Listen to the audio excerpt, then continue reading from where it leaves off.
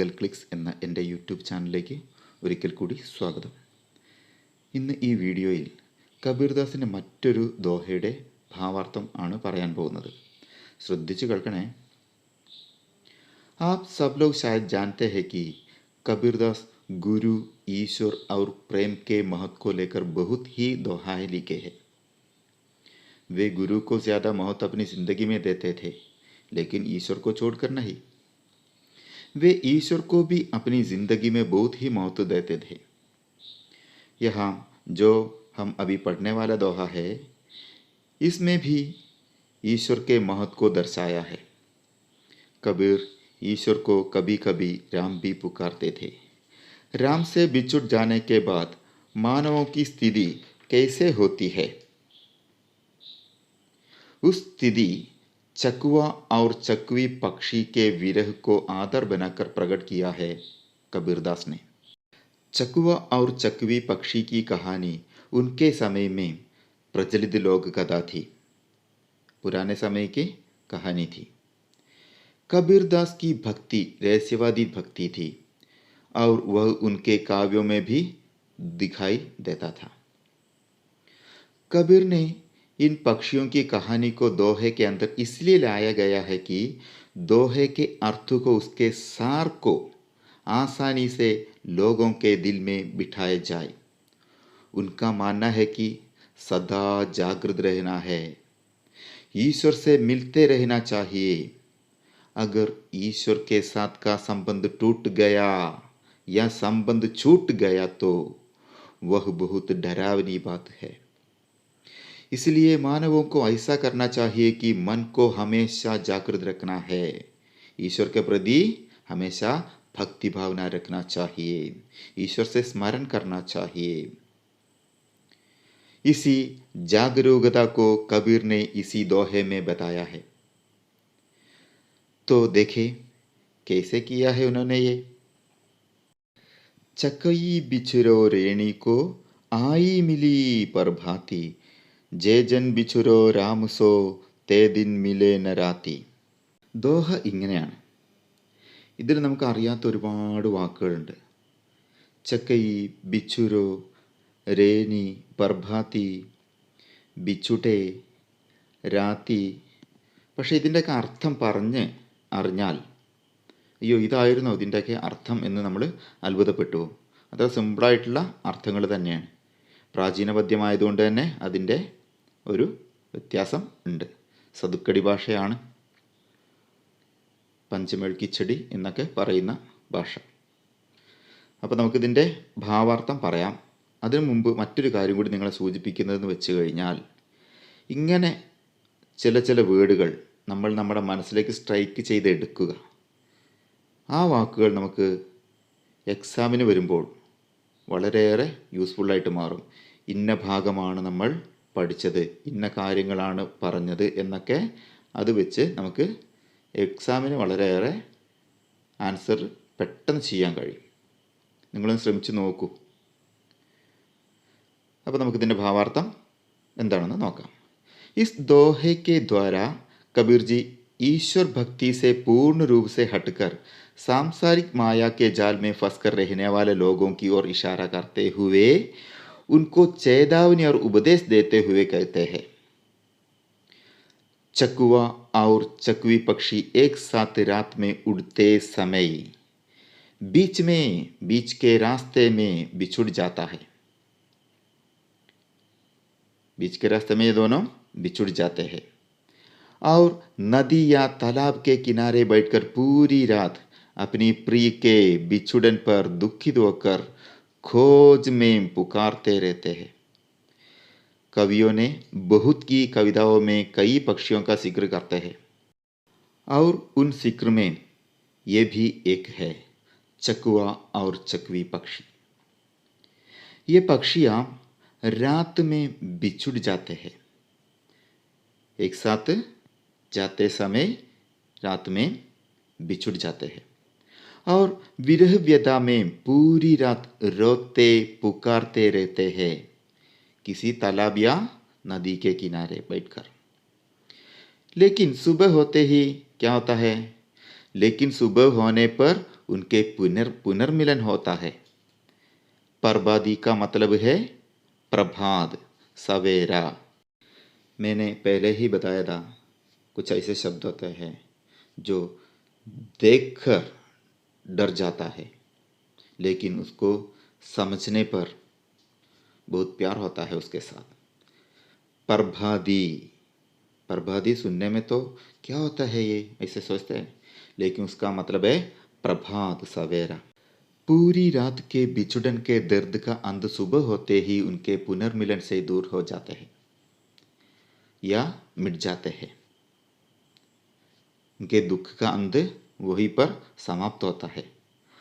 तो इनकी जिंदगी में सिर्फ रात भर की बिछुड़न और पीड़ा है, सिर्फ रात भर की ही बिछुड़न और पीड़ा है। अभी देखो बाकी, जो जन बिछुड़े राम सो, जो जन बिछुड़े राम सो, ते दिन मिले न राती। दोहे का बाकी था और इसका सारांश, इसका भावार्थ क्या है? जो लोग ईश्वर से बिछुड़ जाते हैं, जे जन, जे जन का मतलब है जो लोग, जो मनुष्य, जो लोग ईश्वर से बिछुड़ जाते हैं उनकी जिंदगी का हाल क्या? चकवी पक्षी के जैसा होता है। चकवी पक्षी का हाल क्या होता है? रात को बिछुड़ जाता है, सुबह को पुनर्मिलन हो जाता है, दुख और खुशी बार बार आते रहते हैं। लेकिन यहाँ पर मानव के जिंदगी में, मानव की जिंदगी में ऐसे होता है क्या? वही तो देखना है यहाँ पर। ते दिन मिले न राती, ते का मतलब है वे लोग रात में या दिन में फिर से ईश्वर से मिल नहीं पाते हैं। किस तरह के लोगों को ईश्वर से फिर से मिल नहीं पाते हैं? जो लोग ईश्वर से बीच में बिछुड़ जाते हैं। ईश्वर से कैसे लोग बिछुड़ जाते हैं? ईश्वर के साथ का संबंध टूट गया तो क्या होता? ईश्वर के साथ का संबंध टूट गया तो टूट गया, फिर से जोड़ नहीं पाता। चकवी पक्षी का बिछुड़न और मानव के ईश्वर से बिछुड़न दोनों में बहुत अंतर है। ईश्वर के साथ का संबंध किसी भी तरह मत खोने का उपदेश बहुत ही दिमागी तरीके से कबीर ने यहाँ पर किया है। कैसे किया है? चकवी पक्षी को फिर से पुनर्मिलन होता है, लेकिन यहाँ पुनर्मिलन का कोई ऐसा चांस ही नहीं है। There is no chance for a meeting. ഇനി ഇതിൻ്റെ മലയാള പരിഭാഷ നോക്കാം. चकई बिछुरो रेनी को आई मिली प्रभाती, जे जन बिछुड़े राम सो, ते दिन मिले न राती. ഈ ദോഹ മനുഷ്യർക്കുള്ളൊരു ഓർമ്മപ്പെടുത്തലാണ്. ഈശ്വര ചിന്തയിൽ നിന്നകന്ന് സുഖഭോഗാസക്തികളിൽ വിരാജിക്കുന്ന മനുഷ്യന്മാർക്കുള്ള ഒരു നല്ല ഓർമ്മപ്പെടുത്തൽ. ഇതിൽ കവി ചക്വി എന്ന് പറയുന്ന ഒരു പക്ഷി, ചക്വി എന്ന് പറഞ്ഞാൽ മലയാളത്തിൽ ചക്രവാക പക്ഷി എന്നൊക്കെ പറയാം, ചക്രവാക പക്ഷിയെ ഉദാഹരണമായിട്ട് എടുത്തിട്ടുണ്ട്. നാടോടി കഥകളിൽ പറയപ്പെടുന്ന ഒരു പക്ഷിയാണ് ഈ ചക്രവാക പക്ഷി. ഈ പക്ഷിയുടെ ലൈഫിൽ ഒരു പ്രത്യേക രീതിയിലാണ്. രാത്രിയിൽ ഇവർ ഒപ്പം സഞ്ചരിക്കും, അതായത് ഇണകൾ ചേർന്ന് സഞ്ചരിക്കും.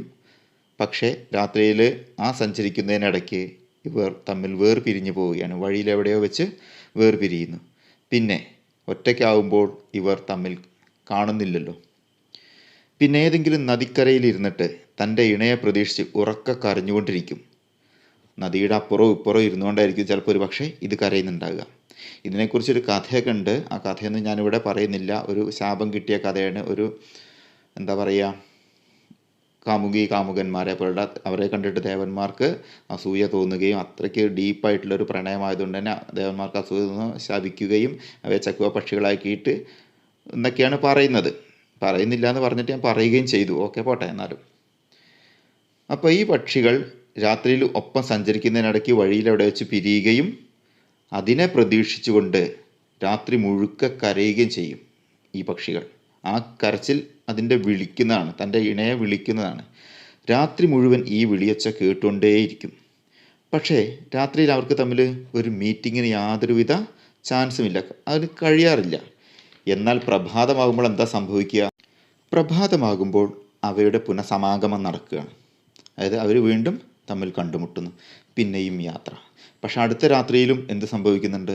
ഇതേപോലത്തെ വേർപിരിയലും അടുത്ത പ്രഭാതത്തിൽ വീണ്ടും ഒരു കണ്ടുമുട്ടലും. ഇത് എല്ലാ രാത്രിയിലും ഇങ്ങനെ തന്നെയാണ്. കേവലം ഒരു രാത്രിയുടെ വേർപിരിയലും വേദനയും മാത്രമാണുള്ളത്. അതായത് രാത്രിയിലെ മാത്രം വേർപിരിയലും വേദനയും മാത്രമാണ് അവയ്ക്കുള്ളത്.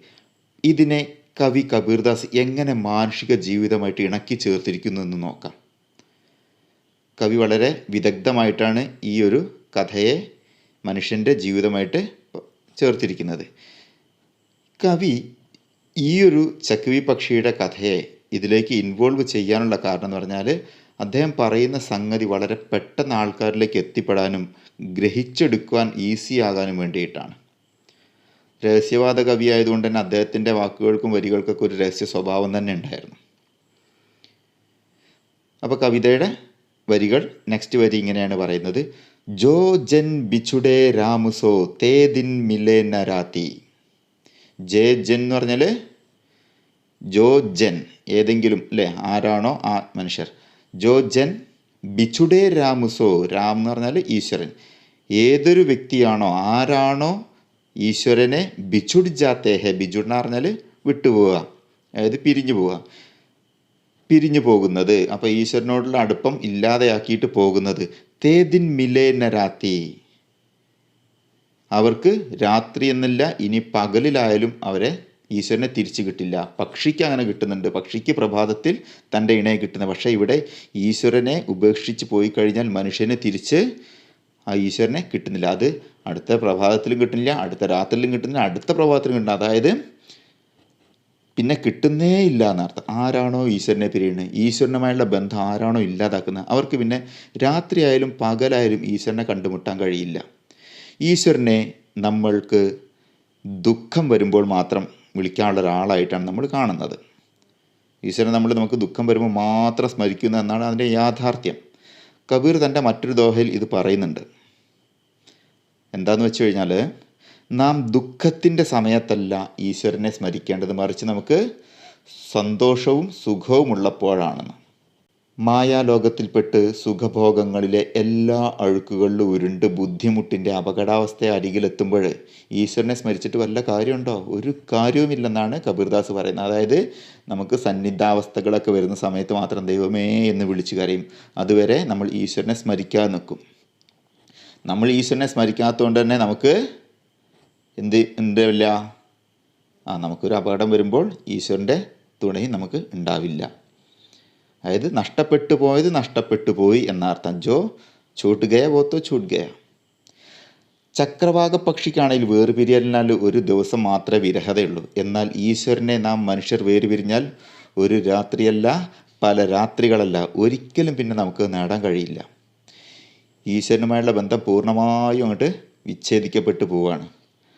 അപ്പോൾ ഈ പറഞ്ഞത് വ്യക്തമായി മനസ്സിലായി കാണുമെന്ന് വിശ്വസിക്കുന്നു. ഇതിൻ്റെ ഭാവാർത്ഥം നിങ്ങൾ എഴുതിയെടുക്കണം. സ്ക്രീനിൽ നിങ്ങൾ കണ്ടുകൊണ്ടിരിക്കുന്നതും കണ്ടതുമായിട്ടുള്ള ഭാവാർത്ഥങ്ങൾ എഴുതിയെടുക്കുക. ചില വാക്കുകൾ നിങ്ങൾ ഓർത്ത് വെച്ച് കഴിഞ്ഞാൽ മിക്കവാറും എല്ലാ ദോഹകളും ഏതെല്ലാമാണെന്ന് മനസ്സിലാക്കാനും എക്സാമിന് നന്നായിട്ട് എഴുതാനും പറ്റും എന്നുള്ളത് എൻ്റെ ഒരു അഭിപ്രായമാണ്. നിങ്ങൾ ശ്രമിച്ചു നോക്കിയാൽ ഒരു പക്ഷേ നിങ്ങൾക്കും അത് ഉപകാരപ്പെടുമെന്ന് തോന്നുന്നു.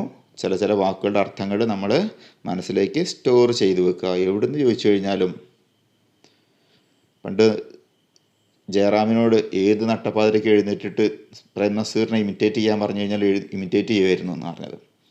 കാരണം അത്രയ്ക്ക് ഇൻവോൾവ്ഡ് ആയിട്ട് അദ്ദേഹം തൻ്റെ പ്രവർത്തനം ചെയ്തിരുന്നു. അപ്പോൾ അതുപോലെ തന്നെ എന്ത് ചെയ്യണം, നിങ്ങൾ ചില വാക്കുകൾ സ്റ്റോർ ചെയ്ത് വെക്കുക. വിളിച്ചുണർത്തിയിട്ട് ചോദിക്കണം, ചക്വി എന്ന് പറഞ്ഞാൽ അതൊരു പക്ഷിയാണ് എന്ന് പറയാൻ കഴിയണം. ആ ലെവലിലേക്ക് നിങ്ങളുടെ മനസ്സിലേക്ക് സ്റ്റോർ ചെയ്യുക. ഇപ്പോൾ തന്നെ സ്റ്റോർ ചെയ്തന്നെ ചക്വി എന്ന് പറഞ്ഞു കഴിഞ്ഞാൽ എന്താണെന്നുള്ളത്, ചക്രവാക പക്ഷിയാണെന്ന് നിങ്ങളുടെ മനസ്സിൽ ഇപ്പോൾ തന്നെ ഓൾറെഡി സ്റ്റോർഡ് ആയിട്ടുണ്ടായിരിക്കും. അപ്പോൾ ഓൾ ദ ബെസ്റ്റ്.